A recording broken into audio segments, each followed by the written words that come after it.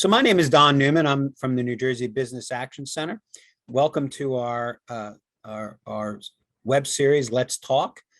Today's topic is franchising, and I'm going to just talk a little bit about the Business Action Center. Now, it's a small group, so if you have questions, put them in the chat. Put them in the raise your hand. I don't mind if I get interrupted. I'm not going to speak for our other speaker. But if you have a question, put it into the chat. We'll at some point maybe break and try to respond to some of your questions. But first, I want to talk to you about who I am, what my organization does, and we are the New Jersey Business Action Center. Just bear with me. So today we have our Let's Talk webinar series. We have 6 webinars already recorded and done from earlier in the year, and we're doing 4 in a series. Our featured speaker today is going to be Boynton Weeks from, he's a franchise consultant from FranNet, and I will let him speak about who he is and what he does in a moment. The series that we're in now is going to include basically a digital running your business in a digital environment. So social media, e-commerce, and the basics of cybersecurity. Those are the 3 upcoming events. One will be Thursday, and then Tuesday and Thursday of next week. On the bottom of this page, you'll see the registration page that allows you to register for any of these other 3. And again, on the same site, which is nj.gov/state/BAC, you'll find our other recorded webinars. The Business Action Center, our staff has 30 years of service to the business community. We work currently for the Secretary of State's office. We've had other iterations of our group, but now we're called the Business Action Center, and we're within the Secretary of State. There are 3 main units that work with businesses. That is our Office of Business Advocacy. I'll give you some contact information for them later. They work on projects, real estate searches, helping you build a building or relocate your building or expand your building, that kind of thing, or major advocacy issues where you're having a difficulty with the DEP, something like that. I am the manager of the Office of Small Business Advocacy. We try to address specific needs of a small business. And then we have our Office of Export Promotion. I have a little bit of a commercial to do for them, which I will get to in a second. So we're the connectors in the small business unit. What we do is we help you identify your needs and then find the resources that can help you meet those needs. And those needs might be a regulatory issue. They may be technical assistance that you need, financing, really any business question, and then we help you find those resources. Or if you have a vision or an idea that you want to explore, we can help you try to fulfill that vision and achieve those goals or overcome those challenges that you may be facing. That's what we do with the small business unit. We can connect you with various other agencies. So if you are having a problem with the DEP or community affairs or consumer affairs, which is probably even more likely, only because they do a lot more licensing issues with the state. But if you need technical assistance from organizations like the Small Business Development Center, who we are a financial supporter of, we provide the state funds that the Small Business Development Center gets to give free. I always bristle a little bit at that term because it's not free, it's taxpayer supported. So you already pay for it, you prepay for it by paying your taxes, but free services to the small business community, or SCORE, or some of the other technical assistance organizations, even for procurement. Great way to communicate with us is through business.nj.gov, which is a state business website.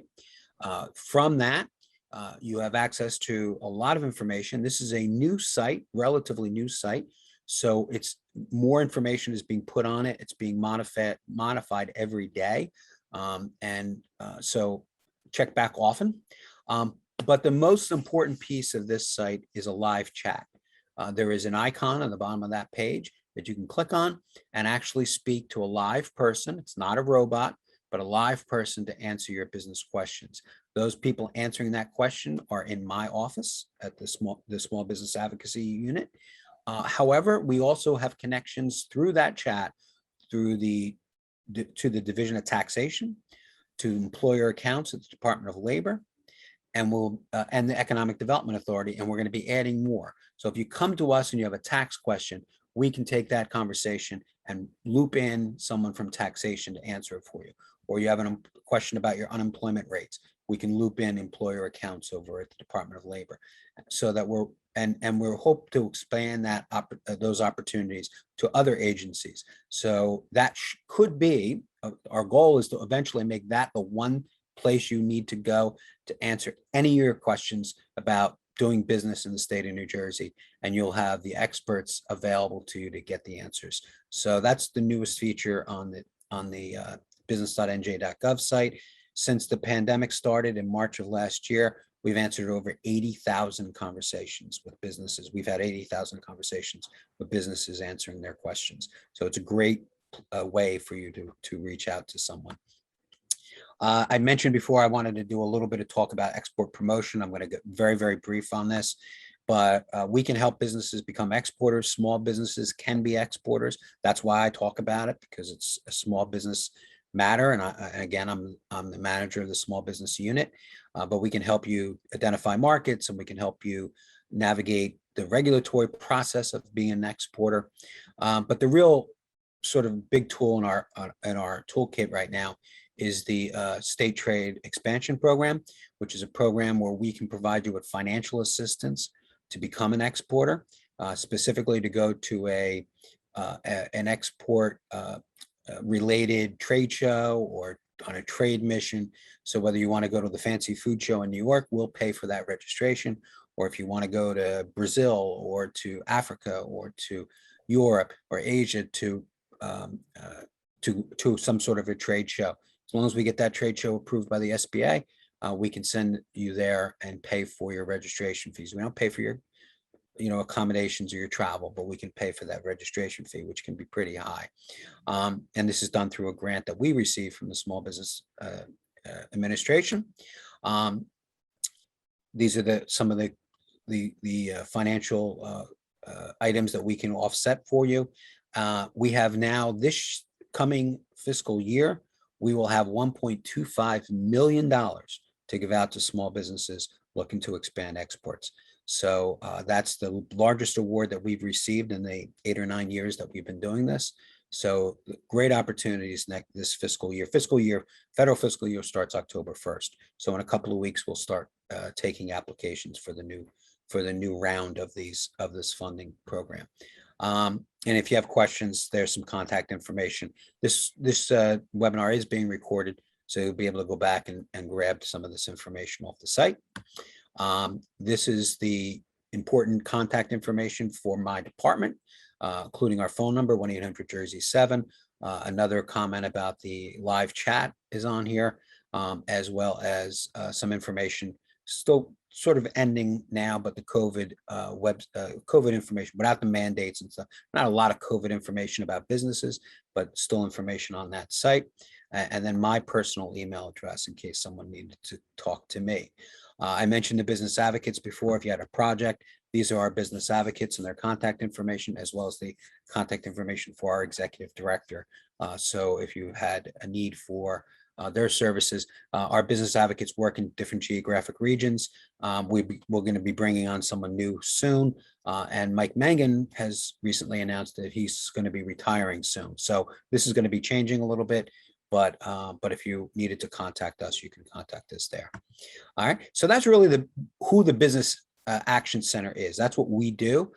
So I'm going to stop sharing now, and I'm going to introduce to you the Boynton Weeks, who is a franchise consultant with FranNet.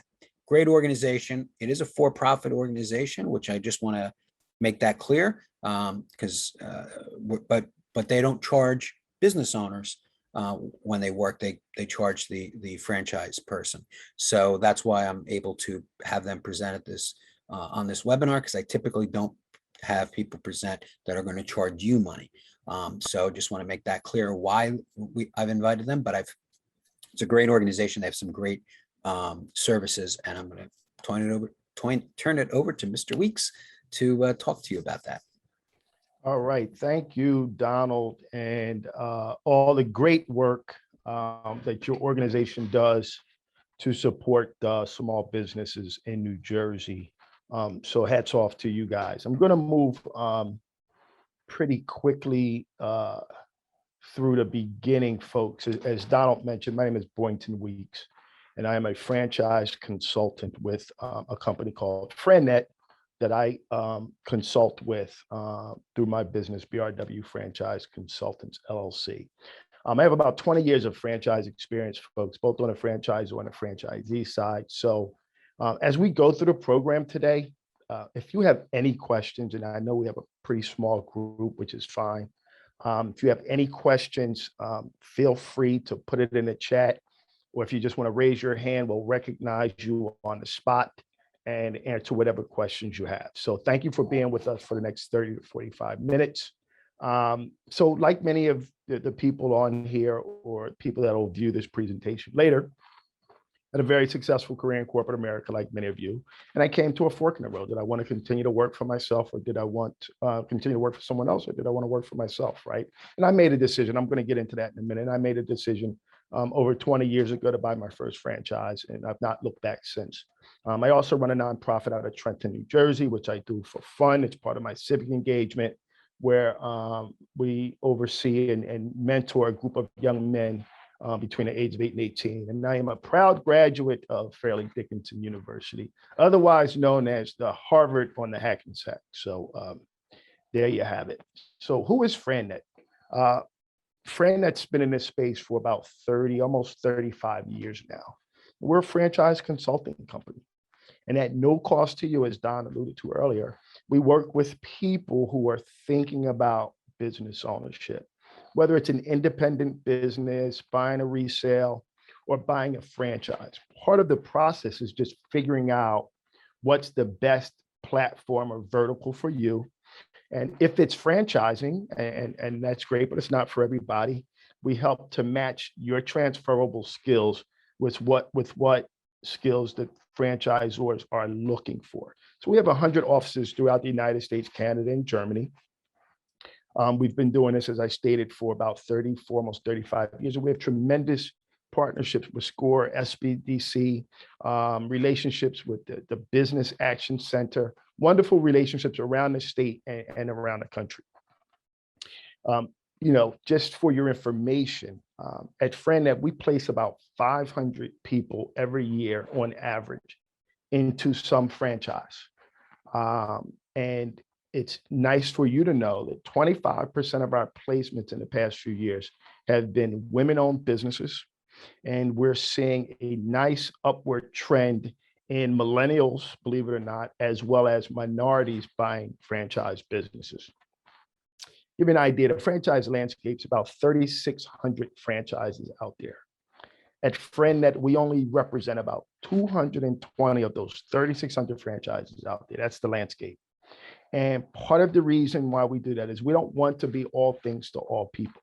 When I tell you there's 3,600 franchises out there, it doesn't mean they're all good. Matter of fact, there's some really not so good ones, right? So we don't want to represent everyone, but we want our clients to have a peace of mind to let you know that we've vetted the companies and their success ratios and metrics, and are their franchisees happy? We've done that. So think about us as an outsourced recruiting arm for these highly vetted, highly successful franchises, which make up a very small percentage of the total landscape. We're going to talk about more about that in a minute.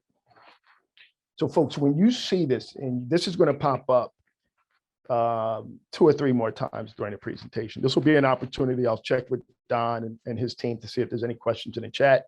But also, if you open your camera to the QR code and you click on the link on your phone, it'll take you to a series of questions. And it'll ask you things like, would you like to receive our proprietary entrepreneurial profile? which is similar to a DISC assessment, very similar to a Myers-Briggs, right? But we use it for entrepreneurial purposes.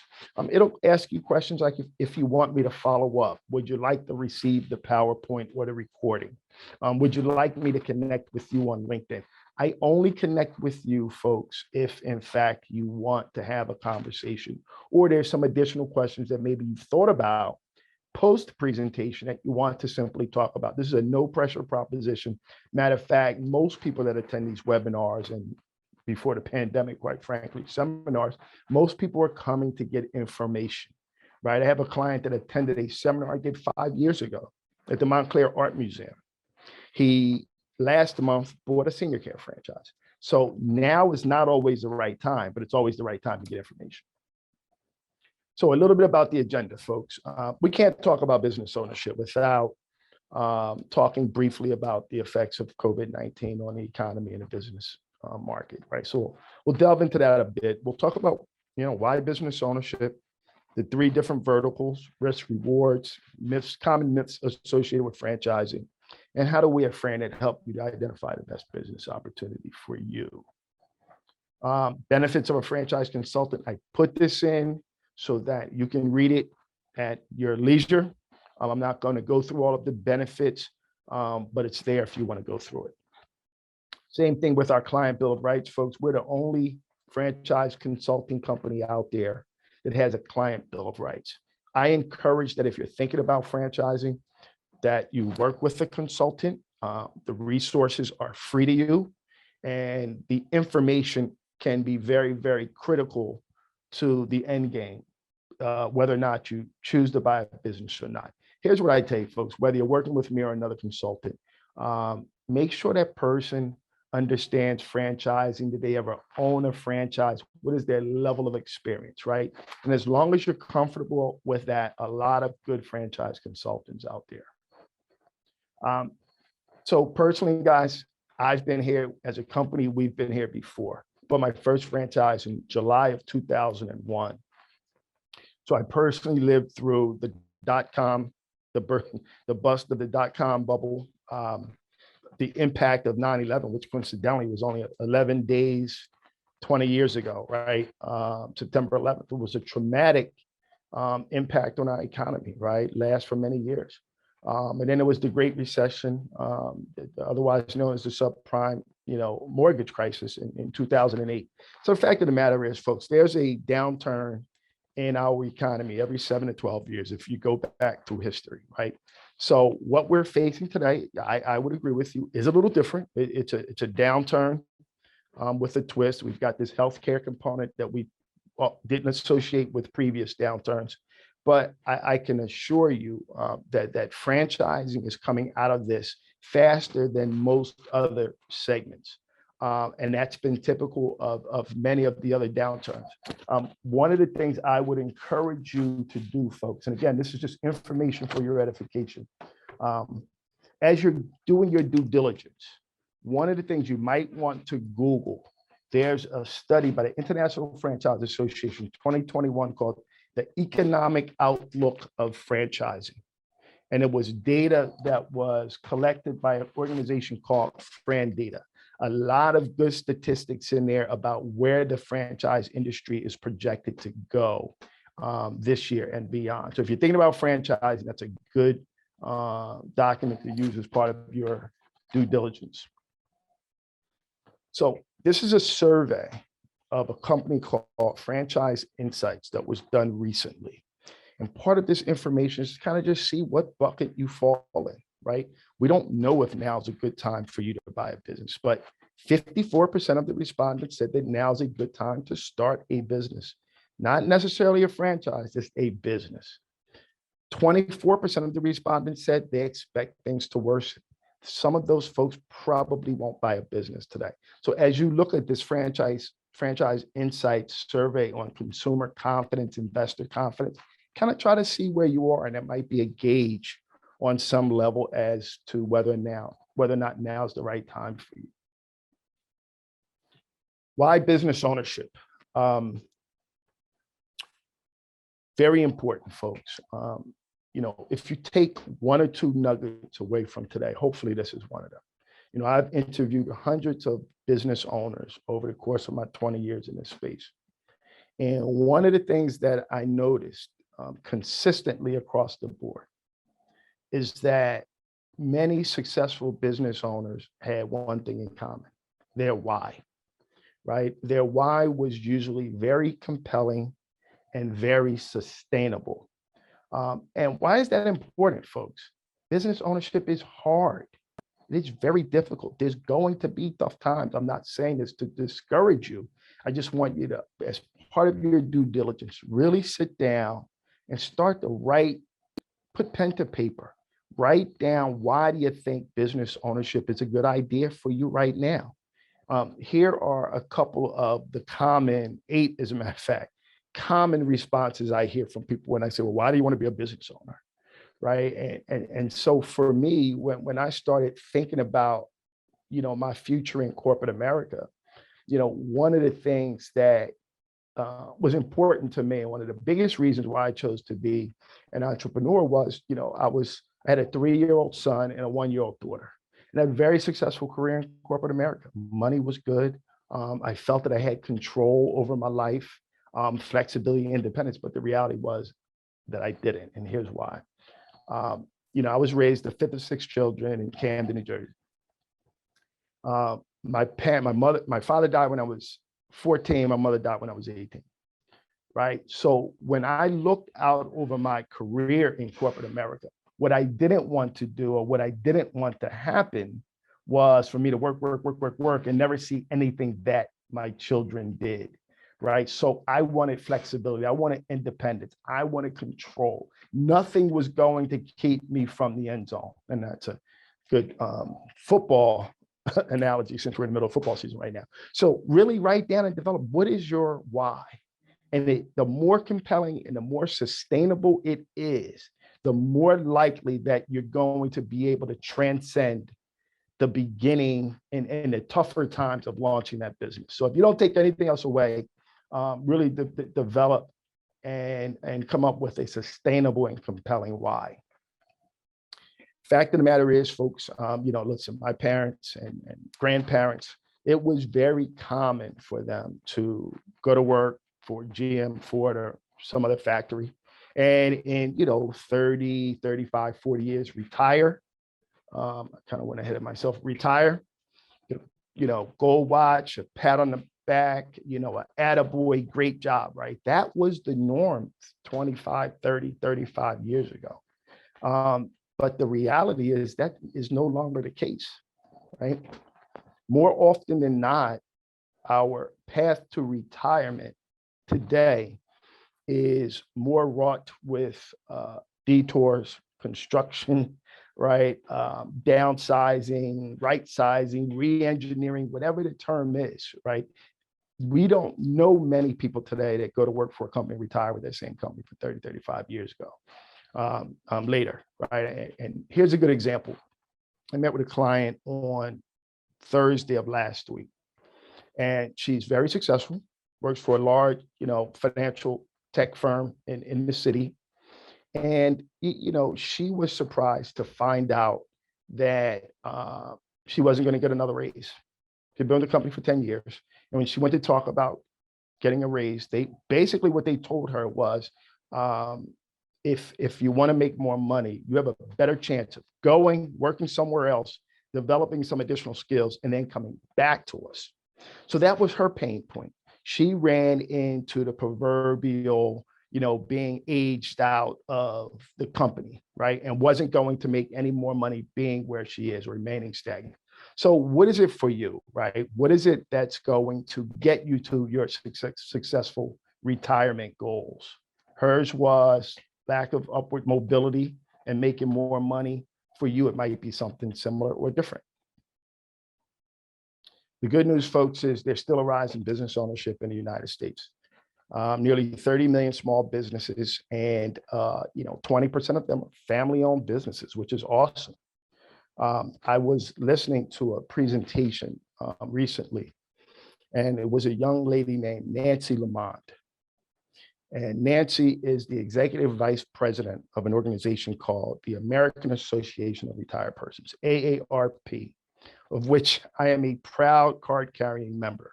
So when you turn 50, you're going to get your card in the mail, welcoming you to AARP. And one of the things I thought was interesting that Nancy said was they have about 38 million members throughout.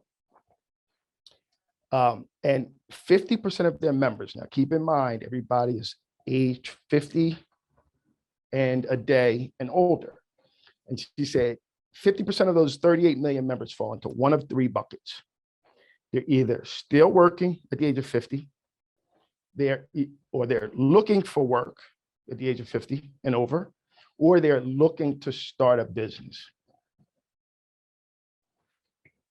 So one of the things we try to look at FRANet, folks, is, and I gave you a statistic earlier. I said, every 7 to 12 years, there's going to be a downturn in our economy, right? So we try to work with clients and have them look at businesses that have components which are what we call recession resistant, recognizing that, listen, this isn't the last downturn. So if you're launching a business now, you might as well start to walk through a process like this and ask yourself, well, is the business that I'm looking to open and start, is it driven by demographics, as an example? And this is just an example of some industries that are driven by demographics. It's not by, any means all encompassing. But let's look at the senior care and, healthcare and services segment. And that segment is clearly driven by demographics, right? There are 7,000 to 10,000 baby boomers retiring every day. By the year 2030, over 90 million people in the United States would be over the age of 65 and maintain 60 to 70% of the disposable income. So if you're thinking about a business, whether it's senior care, residential repairs, that's a good space to be in. Is that space that you're looking at starting your business in, is it driven by demographics? If it is, that's a nice box to check for you. Typically residential repairs and home modifications, right? 42% of our labor, our workforce today, based on a recent study by University of Stanford, 42% of the labor, the workforce is working from home today, working remotely. So we're looking around the house. Maybe we need carpet cleaning, carpet removal. Do we want to, upgrade the basement? Are we putting a new patio on? So this segment of all of the segments in the franchise space is the segment that has grown the greatest during the pandemic. Yet this segment only accounts for about 8% of the total franchise units out there. So if you're thinking about residential repairs, home modification, great space to be in, checks a lot of boxes with regard to recession resistance. Think about pet care. You might necessarily think of that segment as being driven by demographics, but it sort of is, right? Because if you think about it, many of the baby boomers are retiring. Well, the kids are off to college, they're getting married, they're moving out, they're starting lives of their own. And in many cases, we're replacing our children, not that we can replace our children with our pets, but it becomes a nice plan B, right? So, pet care is the 7th largest industry in the United States. 80 million households have at least one pet. So think of franchises like, Camp Bow Wow, doggy daycare, right? These places are thriving even through the pandemic because so many households, 80 million to be exact, have at least one pet. I can recall a couple of years ago, my neighbor convincing my wife, and I've got a 12-year-old, 8.5-pound Yorkie. And he was 8 years old at the time. And, somehow my neighbor convinced my wife that our little 8.5-pound Yorkie was somehow not getting the same socialization as other dogs in our community who were going to doggy daycare during the daytime, right? So here we are now. Taz goes to doggy daycare once a week and he hates going and he's happy to leave. But somehow we invest in doggy daycares for Taz. So think about pet care, 7th largest industry in the United States and not going anywhere. And we have essential services, folks. Let's look at commercial cleaning, kind of falls in that residential repairs, home modification space, right? But as employers open back up, they have to provide, there's a heightened sense of sanitization as a result of COVID, right? So commercial cleaning is an essential service. Companies and offices have to provide a safe place for people to return to work. So that's not going anywhere.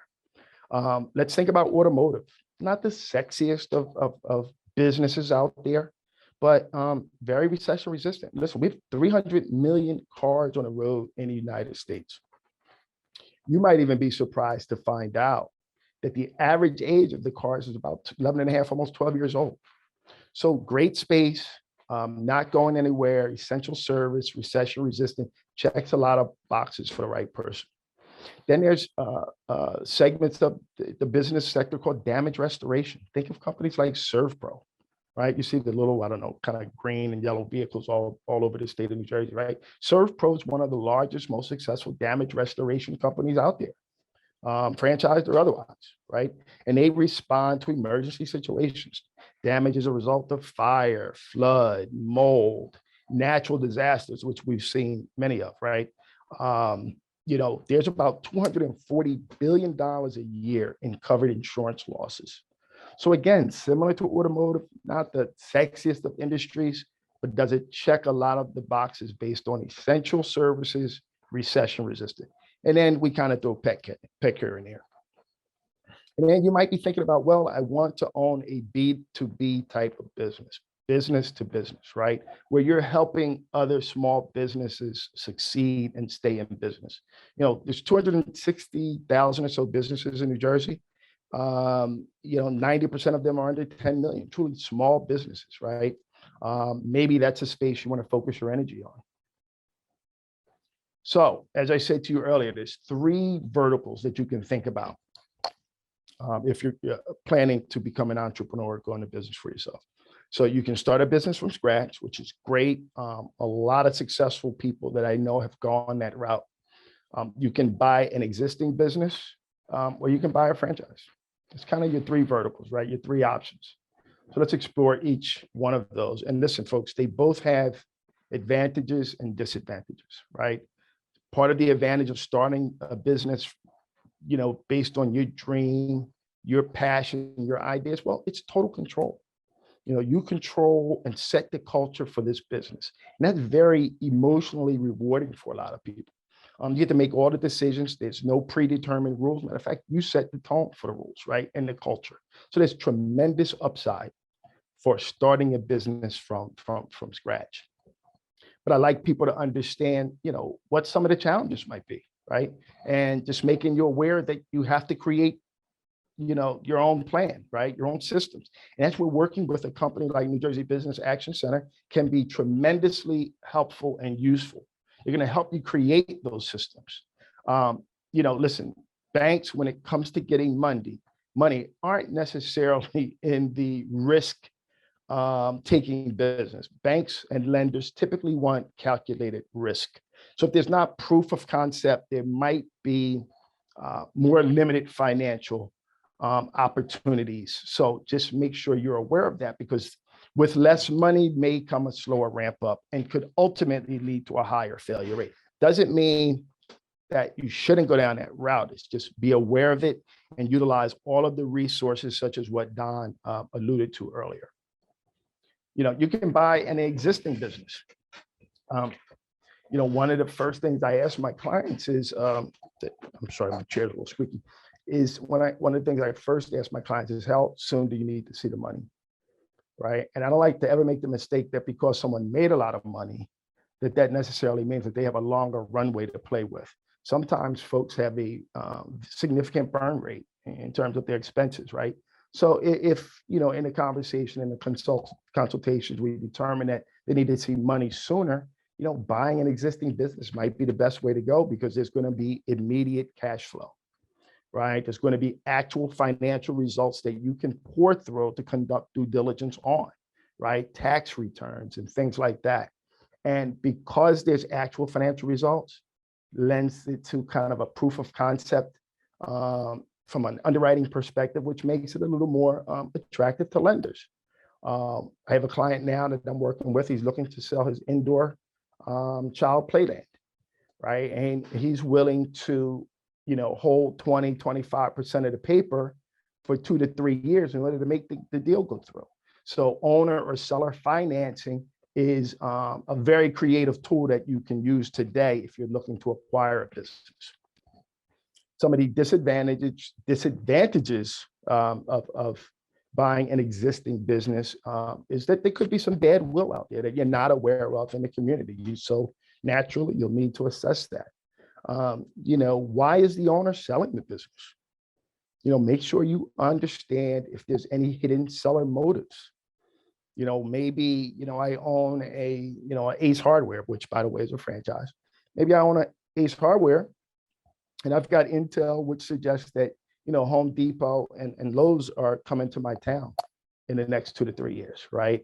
So maybe there's something like that. So you just want to peel back the onion. Listen, folks, I don't want to always suggest that there's something nefarious going on. People sell businesses every day for a plethora of reasons, right? But if you're the client that's buying it, I always caution you to make sure you understand why the business is being sold. And then the last vertical is buying a franchise, right? There's going to be name recognition, proven business systems, training on the front end, training throughout the license agreement, which leads to a lower failure rate and ultimately more financing options. But here's the biggest thing, folks, and you're gonna hear me talk about this more later. The biggest advantage is you're buying a playbook. The playbook is what you need to be emotionally tied to, right? How many franchisees are still open and operating after 3, 4, 5 years, right? And why are they still opening? Why are they successful? But here's the biggest downside, and I get this pushback often. People don't want to give up a percentage of their royalties, and a percentage of their revenue and their profit in the form of a royalty back to a franchisor. Royalties exist in all of the best franchise systems. You're not going to negotiate it away. It's not going anywhere. It's a cost that you absorb as part of doing business in the franchise system.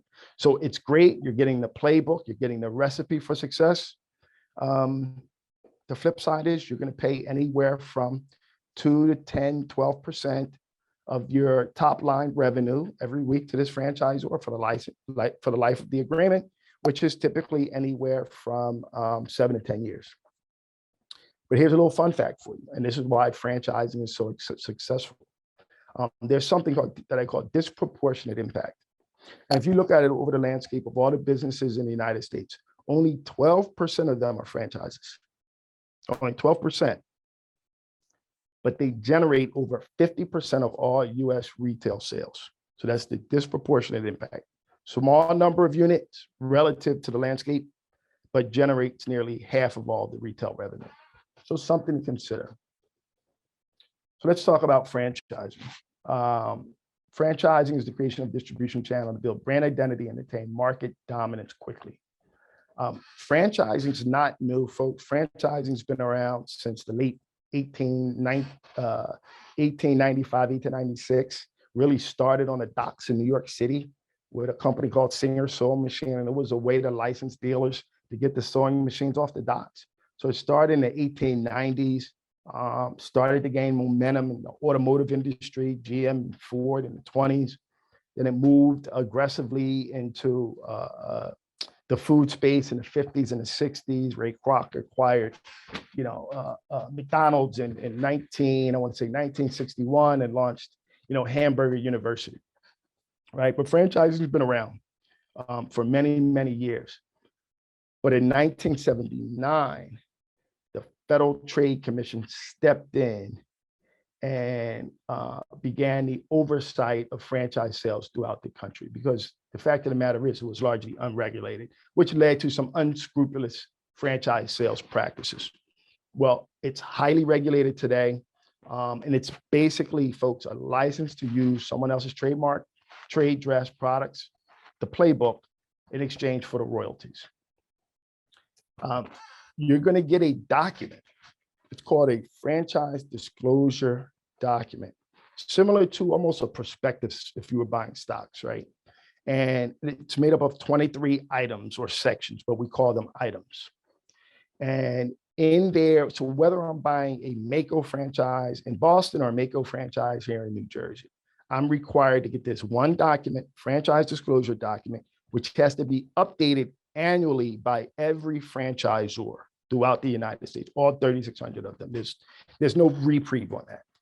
And each section or item is designed to give you some additional information to help you determine if franchising is right for you or if this particular franchise is right for you. So as an example, in item 3, they're required to list any litigation. So if you're going through a FDD currently, go to item 3. And if you see a history of legal action between the franchisees and the franchisor, it might be an indication of, I need to look a little bit further. I need to peel back the onion. In item 7, it's going to give you everything you need to know about the cost of starting and investing in that franchise. Everything from signage to computers, furniture, fixtures, equipment, working capital, everything is going to be outlined in item 7 for you. Take a look at item 19. It says financial performance representation. And this is where legally franchisors can give you some indication as to how much money you can expect to make by investing in this particular franchise. But I caution you, don't rely solely on a financial performance representation, because it might be, and you need to go to the footnotes, but that might only be 20% or 25% of the top 50% of the franchises, right? So you really need to understand what the numbers and the data is telling you. In item 20, folks, very important, franchisors are required to list all current and past franchisees in that system. Why is that important to you? Because there's this thing in franchising that we refer to as validation. And I have all of my clients speak to anywhere from 8 to 10, maybe even more of current franchisees and franchisees that have left the system. Because that's where you're going to be able to validate the numbers that are in the item 19 or that financial performance representation, right? So it's going to be an opportunity for you to get on the phone and speak with franchisees and ask them questions like, hey, listen, how long have you been doing this? How many units do you have, right? Great indicator of franchisor success, right? If 20, 30, 35% of their franchisees have multiple units, multiple territories, people aren't going to go and buy additional units and open them up if the first one failed, right? So great indicator of whether or not, that franchisor is doing what they need to for their franchisees. So don't hesitate to speak to as many franchisees as you need to get comfortable with this once in a lifetime investment. So validation is very critical. And in that item 20, you're going to see all franchisees as well as the state that they're operating in, as well as their phone numbers. The other thing you're going to find out is, and franchisors are required to give you this as well, in the franchise disclosure document. How many units closed in the last year? How many units closed 3 years ago, 5 years ago? That has to be updated annually so that you can make the best decision for you and your family. So I'm going to pause here. Don, Steve, it's 12:45. How are we doing on time? And do we have any questions? I have not seen any questions come up on the chat. So if anyone does have a question, feel free to submit that as we can. We have the platform until 1:30, so I gave us a little bit of cushion. So you're welcome to go on if you have any more comments, and I'll keep an eye out for any questions. I just want to throw one thing out there. My family had a Carvel franchise for 35 years. So I understand some of the franchising concerns. It was great in the beginning, and towards the end, the ice cream industry changed quite a bit. So we did eventually sell it. But those franchises are a great opportunity for a business to, as you mentioned, capitalize on the existing brand recognition of that product. Carvel, especially in the 60s and 70s, was huge. And then use that as a, so you don't have to build your brand all by yourself. You have an existing brand. So yeah, franchising can be great.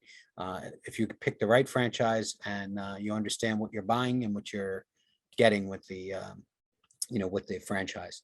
All right. I'm going to stop babbling because I was really just babbling, waiting to see if anybody submitted any questions. But if you have a little bit more on your presentation, please go right ahead. But anyone that has any questions, here we go. Franchises. Are there any franchises you would stay away from? Yes.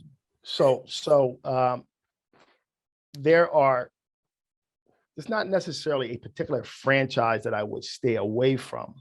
I would say, you got to kind of look at, does the franchise make sense for you, right?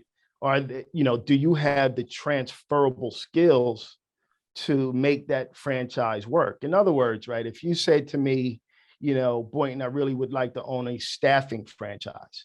And I go, yeah, well, Don, you remember when we met and we talked about the things that you're good at and what you like doing? Remember you told me you're really not a hunter, you're not a salesperson, you're really shy and you're not, very extroverted.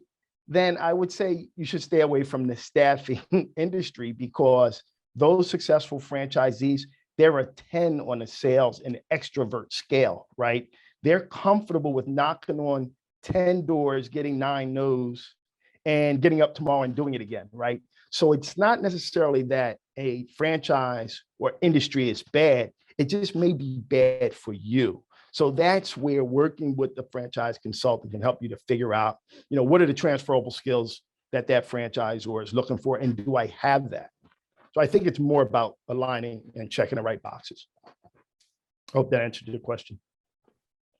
And I have another question. I created a compensation HR consulting company in 2012, rather. I have not really been able to contain business because I've been working with agencies and working through them. Just wondering if there are any HR consulting firms that are part of your franchise network. Yes, absolutely. And so if you want to connect with me, I'll be sure to share some of the more successful companies with you in that space, whether they're in our inventory or not. But yeah, there's some very good ones out there and thriving through the pandemic, by the way. Okay, and they send their appreciation. Any other questions?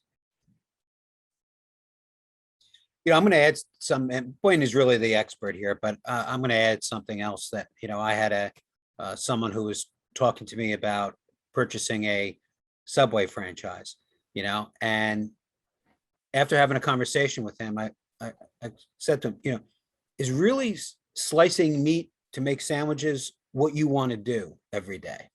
And yeah, and after thinking about it, he was like, well, no, that's not really what I want to do. I just want to do something. So I advised him to think a little bit differently about, what it was he really wanted to do. And if the franchise did not match that personal, not only skill set, but also what you're interested in, that became very important. And believe it or not, he ended up buying a company that manufactures trusses down in Florida, and that's what he ended up doing. So because that he was more interested in construction and that kind of a business than he was in slicing ham and bologna for subs. So yeah, so it's not just thinking about what's the popular franchise at the moment, but also thinking about what you really want to do in your career. What do you want to do every morning when you wake up in the morning? So so I really appreciate Boynton's message on that, about your skill set and what what you envision. And also, by the way, he realized that you have a franchise like that, you're working every weekend, you're working a lot of holidays, and that those were other issues that he felt that were not something he was interested in doing. So absolutely, great point, Don. It's as much about your lifestyle goals as it is about your financial goals, right? And somewhere in the middle, they've got to marry each other. And that's why I said earlier, it's not necessarily about if there's a franchise I would say no to, does it check the right boxes for you, right? So that's a great point, Donna. And you mentioned Carvel. Listen, if anybody has time, Carvel's a great business case study on how the contract in the franchise agreement. You need to hire a franchise attorney, folks. If you're looking at buying a franchise, is one of the things. So if you're looking at a franchise now and you don't have a franchise attorney, again, reach out to me. I have 3 franchise attorneys that I work with, but it's important to dot the legal I's and T's as well. I see Don smiling, but that's very, very important. Yep. Okay. So if there's no other questions, we'll go on then, Don. Well, last question is somebody is asking about travel franchises. I honestly don't know of how well any of the travel franchises are doing. I would imagine they've taken a pretty significant hit through the pandemic. Just high level, just thinking about it, but we don't have any travel franchises in our inventory, and my knowledge about it honestly is very limited, other than to suggest that they've probably struggled a little bit, for the past few years. It's probably many industries have, right? So doesn't make it bad, but I could certainly help you research it by all means. No, thank you very much. If you have more to share with us, I'm look forward to hearing it. Okay, so we're going to talk about some common myths associated with franchising, right? And the biggest is that franchising is fast food and retail, right? We just talked about Subway, we talked about Carvel, and part of the reason people think franchising is synonymous with food is because McDonald's and Burger King and Subway, right?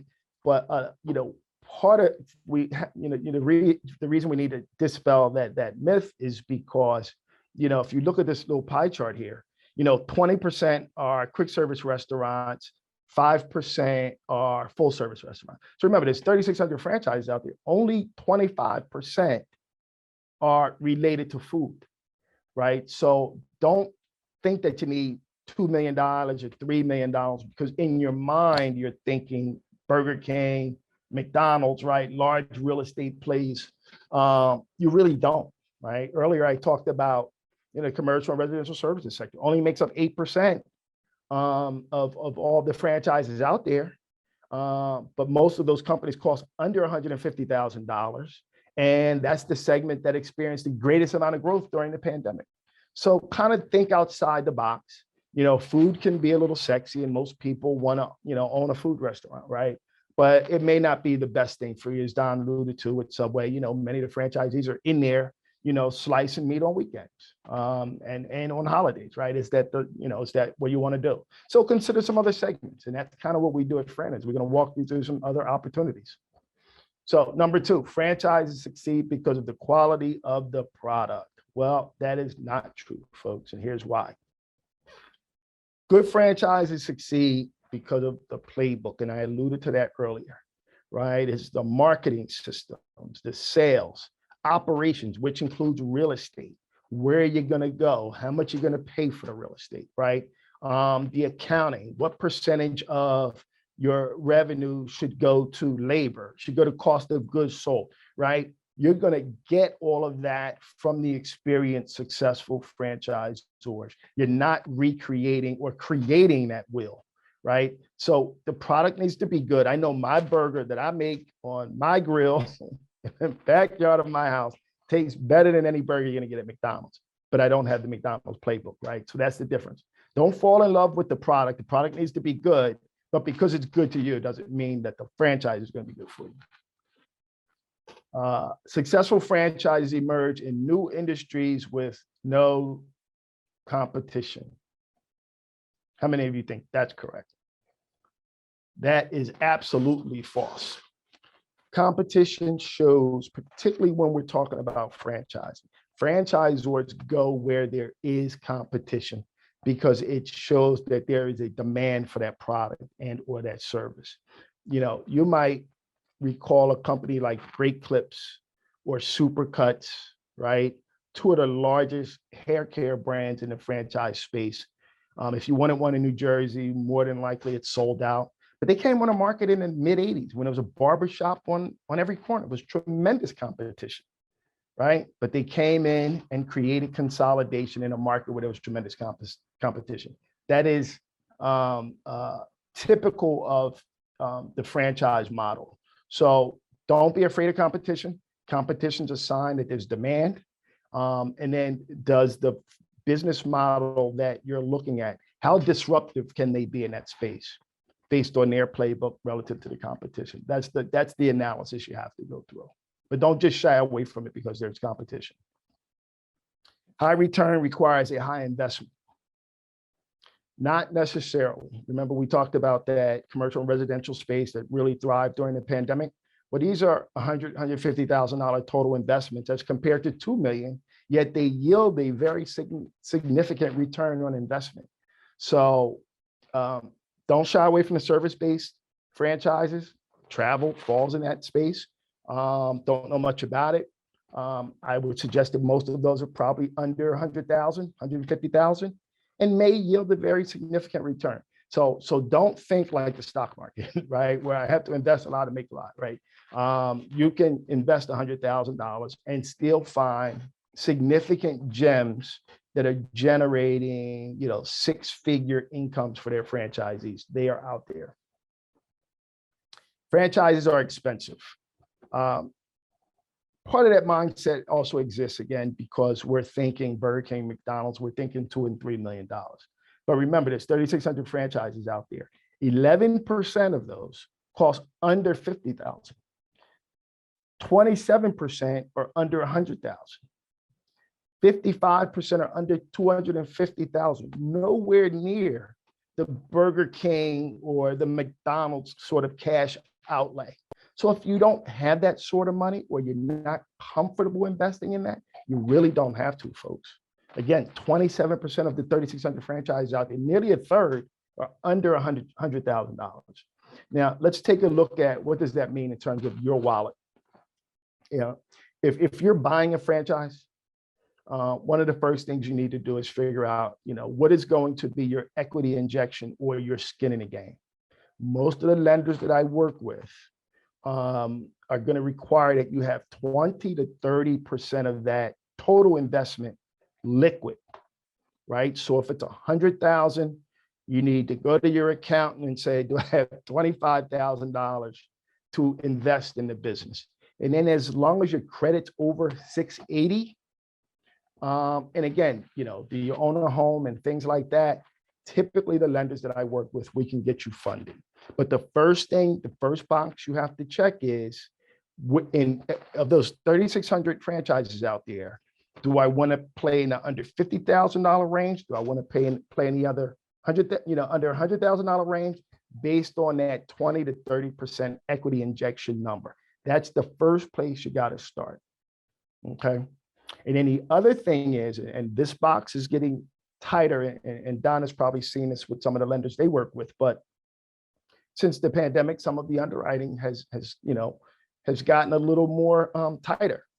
And so it's not now no longer just about your equity injection, but it's also about how much money you have left over, what the lenders call post-closing liquidity, so that the lender's not looking at you saying, well, you put all of your money into the business now. How are you going to live and pay your expenses and send the kids to college and do all the other things you normally need to do, put food on the table while you're waiting for that business to ramp up? So on one hand, it's equity injection on the front, but it's also your post-closing liquidity. So we're going to help you and make sure you're in bed with the right lenders so we can make that analysis along with you. So where does the money come from, right? Personal savings, friends, relatives, angels, angel investors. Don talked about grants. Do all of your research. There's a lot of money out there. You just got to know where to get it. Home equity, line of credit, SBA loans, which are capped at somewhere around 2.75% above prime. So loans right now are pretty much at an all-time low, 6.5%. Seller financing, I alluded to earlier with regard to my client that's looking to sell his indoor playland. 401k or IRAs can be used to fund your business as well. It's called a ROBS program. Rollover as business startups, been around since the 70s. We don't do it here at FranNet, but we work with companies that do that. And that allows you to pull money out of a 401k or an IRA from a previous employer without paying the early withdrawal or the income tax on it. So it could be pretty substantial. Probably 45% of my clients use some contribution from their rollover plan to fund their business, because that's, money that they're not paying 6% to the SBA or to the bank on. And then there's securities backed lending, which is pretty popular today, right? So if you have a securities portfolio and you get $40,000, $50,000, $60,000 in it, well, you're allowed to borrow, depending on the administrator, the plan administrator, to borrow up to 70, 80% of that portfolio. And the nice part about that is you're going to take that money out at 2 or 3 or 4% again, versus 6% if you were going, the typical lending route. So a lot of ways to do it. I'm not suggesting any one way is the best for you. It's, an opportunity to sit down with your accountant, myself, and just talk about the plethora of options out there. And at the end of the day, which is the best one for you. Industry experience is required. That's the last myth, and that is in fact false. Franchisors are looking for someone who is willing to follow their system and has the appropriate transferable skills. So if I were to say, if you said to me, well, Boynton, I'm a mechanic, and I really want to own a Meineke franchise. Meineke's got about 1,000 units out there, right? Been a franchising, I don't know, for about 45 or so years. Very successful. But if I sent over a auto mechanic to become a franchisee at Meineke, my phone's going to ring in 30 seconds. Well, Boynton, I see they're a mechanic, but what other transferable skills do they have? Are they customer service focused, right? That's really the transferable skill that they're looking for, because they know that a mechanic in a tough time, right, is going to jump in and start working on the car, right? They don't want you working on the cars. They want you out in the community talking about their marketing plan, and they want you to be able to shake hands and ensure the client and the customer that they're going to get a good service, right? So they want you working not necessarily in the business, but on the business. And do you have the transferable skills to do that? So again, which bucket do you fall in? This is an example of 4. And once you're comfortable with that, then we kind of start to work through the other things: lifestyle goals, financial goals, return on investment goals. How many hours do you want to work in a business? And then kind of work through the funnel from 3,600 down to maybe that 1 or 2. It might best suit your needs. So if you're thinking about business ownership, whether it's franchising or independent business, really kind of 2 ways that we look at it in franchising space. There's the owner operator model. Typical of that, the damage restoration, home improvement sector that we talked about doing very well. Most of these businesses are owner operator model. So they're going to require you to not have a full-time job in most cases, right? They want you to be dedicated to being a brand ambassador in your market, attending Chamber of Commerce meetings, business networking meetings, really responsible for hiring and managing a staff of folks and making sure that your business complies with the marketing engine associated with that particular franchise. So you're really working in the business every day, not necessarily doing the damage restoration or the residential cleaning, but making sure you have the appropriate labor force to do that. So I don't want you to get caught up in, 1-800 porta potties could be a great business, but I don't want to be cleaning porta potties. You're not going to be cleaning porta potties, but you're going to make sure you have the staff necessarily do that. And then there is the semi-absentee model, otherwise known as semi-passive, right? These models are for people that aren't looking to buy a job or work in the business every day, such as, the example that Don gave you earlier with regard to Subway, right? And so there's typically 3 types of clients that I'll recommend semi-passive or semi-absentee models to. It's that person who is downsized, right-sized, unemployed, whatever you want to call it these days, right? But they may go back to corporate America, so they want to keep their options open, right? Semi-absentee, semi-passive is perfect for that, because this is the prototypical manage the manager type model. The franchisor doesn't require you to leave your job. They don't require you to be there full time, but they do require you to hire a successful manager to run it. It's also the person that could be gainfully employed in corporate America, right? But they also understand that, ageism is real. They're going to be aged out of the job eventually, or they're just going to grow tired of working in corporate America. So this is perfect for them because they can buy a semi-absentee model while working in corporate America, open one unit, open a second unit, kind of scale it to a third unit. And then when the income from the business, as they've scaled it, starts to get closer to the income that they're making in corporate America, then it becomes an exit strategy for them. The third person is for the investor. I have a lot of clients who aren't looking to buy a job. They want to just purely, portfolio diversification. The stock market tanked yesterday. Oh my God, right? It's going to come back. But the investor type in the franchise space simply wants to buy the business, possibly give up, 5-10% equity stake in the business and have this person run it, and they collect the proceeds. So semi-absentee can be perfect.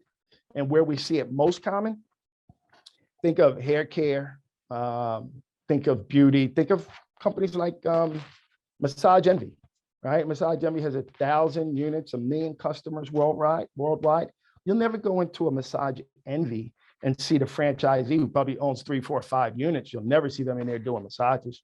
They're working on building that empire. Same thing with Great Clips, Supercuts, Fantastic Sam's.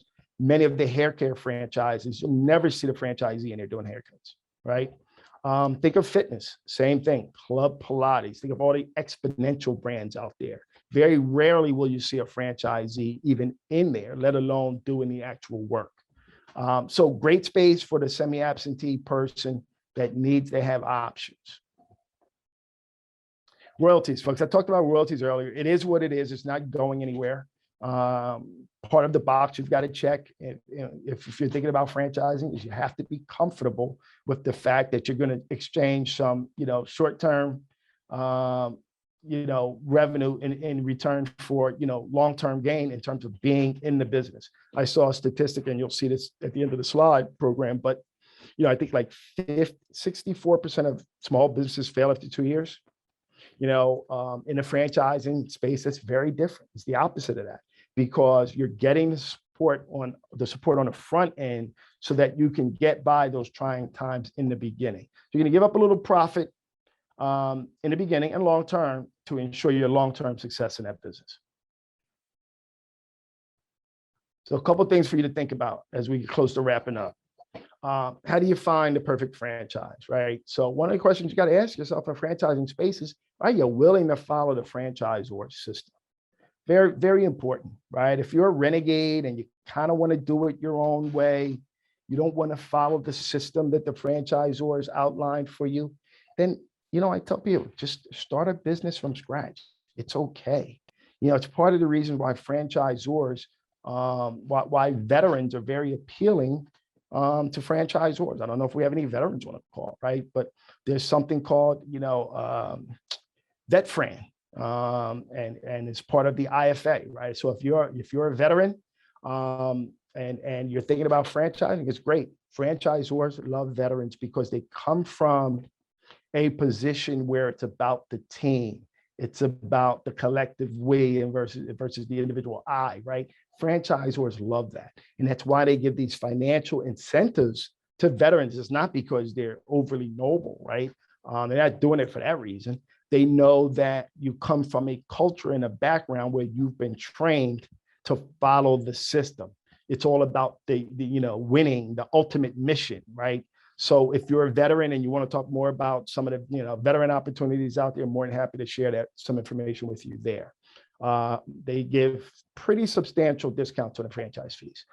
Is the franchise affordable to you? Can you afford it? Remember I talked about what box do you want to be in? Under 50, under 100, under 250, right? What is the risk level? How do we assess that? Well, we're going to work with you. We're going to make sure you're talking to franchisees. We're going to make sure you're talking to franchise attorneys and really peeling back the onion. And Don alluded to this earlier. Will you enjoy doing that which is asked of you in that franchise, right?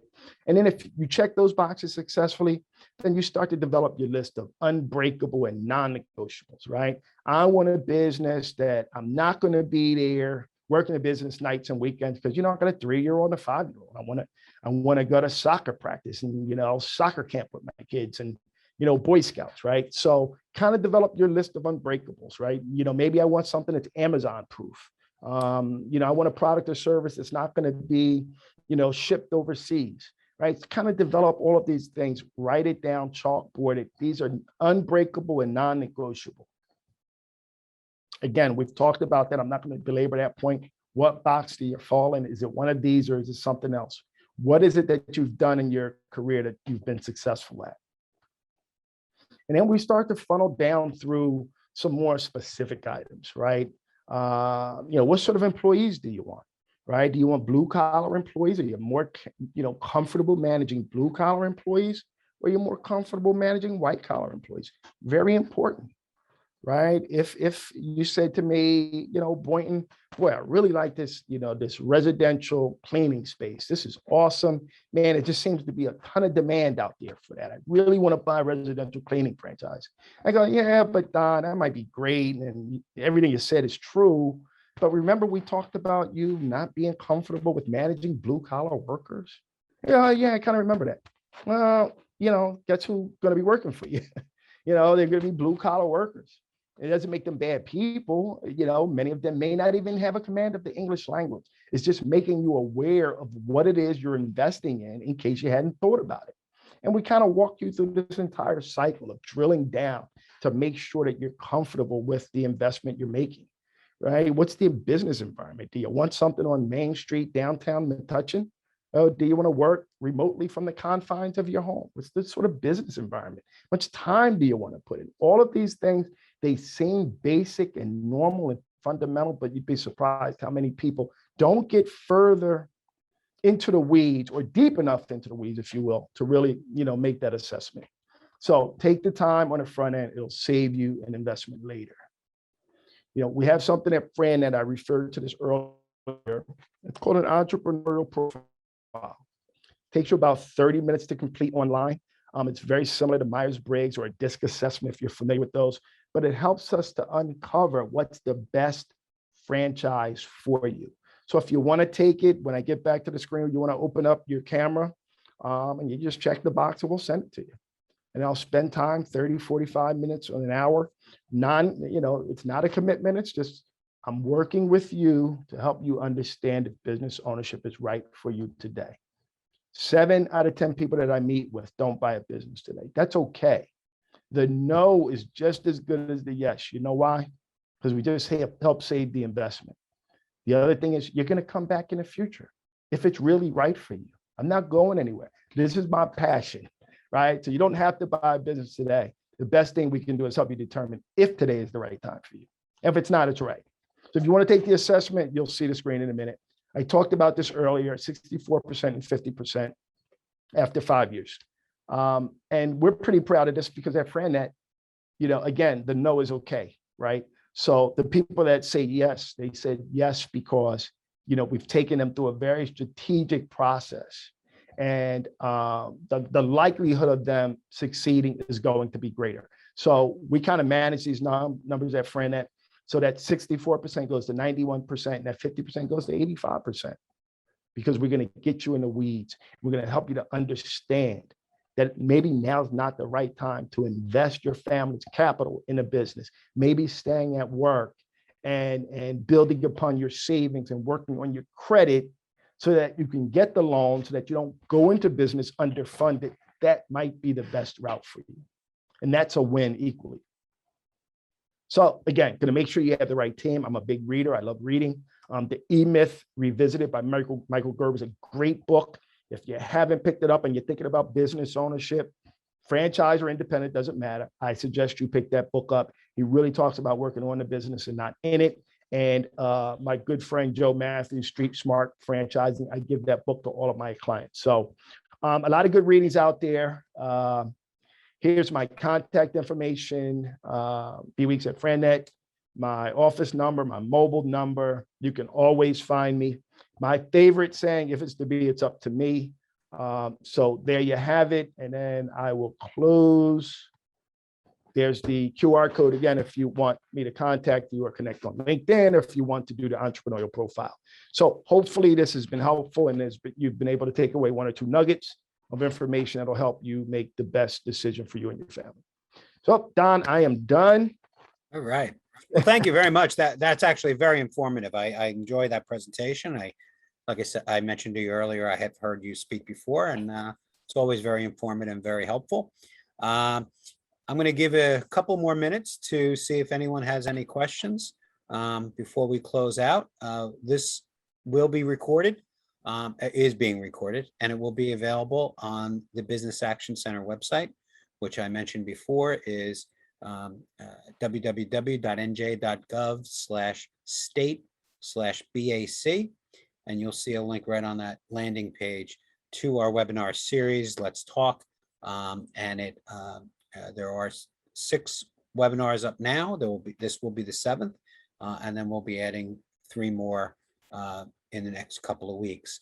So if you want to go back and rewatch this webinar, you are certainly welcome to, or recommend it to others. I noticed that there were some representatives from the Small Business Development Center that are participating in this call, as well as the Economic Development team from one of the counties. So again, feel free to recommend this webinar to any of your clients that are interested.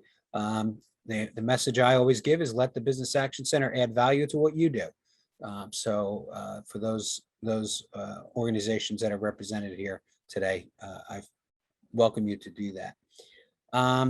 Okay, not seeing any new questions pop up. I am going to once again thank all of the participants, or the attendees rather, that attended today, as well as Boynton for his wonderful presentation. And feel free to reach out directly to Boynton or to myself if you have any follow-up questions or want to learn a little bit more about our organizations. I would welcome that opportunity to talk to you. Thank you, and enjoy the rest of the week or in the rest of the day, and have a good night or good afternoon. Thanks, Don. Appreciate the opportunity, and I wish everyone all the best, and stay safe. All right. Thank you. All right, Thanks, bye-bye. Don. Okay. Bye.